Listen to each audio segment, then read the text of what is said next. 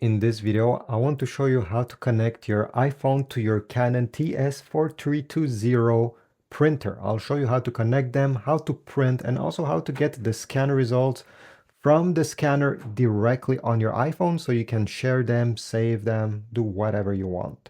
So let's get started right away. The first step is obviously to turn on your printer, and then after it's turned on, I want you to pay attention to this button right over here. This is for the pairing. So if the light above this button is green, like in my case over here, it's great. Don't do anything.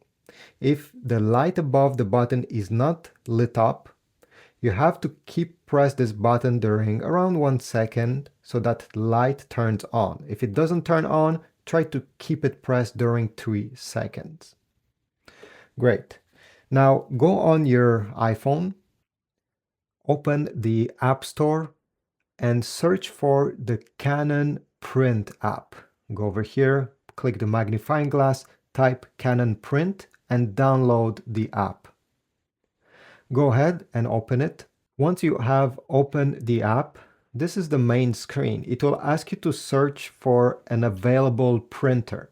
If you do not see this screen, go in Add Switch over here and then click on Register Printer. But since I have the on the display over here, I'll click Search. Then you're going to press OK. Press Next after you select your Wi-Fi network. After around a minute or 2 minutes, you're going to see Setup Complete. Press Done.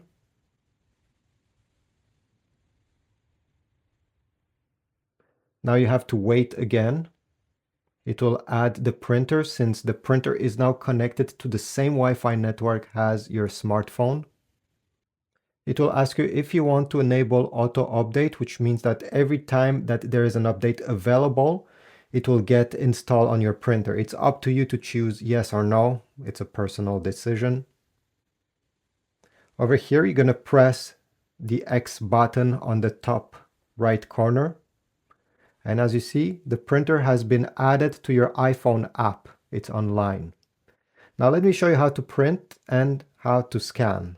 So to print, you have document print and you have photo print. Pretty self-explanatory. For this video, I'll print a PDF document, so I'll click the document print. I'll go in Documents. I'll have to choose it from the memory of my iPhone. And once you tap on the document or picture, it will look like this. Next, press Next. Here, click No. And you're going to have the settings of your print. It's important to go through them to make sure that they actually make sense. So if you click Change Settings, you'll be able to change them manually. So the number of copy, print range, other size like the paper size. If you want to print on plain paper, if you're printing photos on glossy paper, it's important to click on media type and change from plain paper to glossy. You can also choose if you want to print in color or black and white. And the last thing is if you want to print on both sides of the paper or only on one side, which is simplex.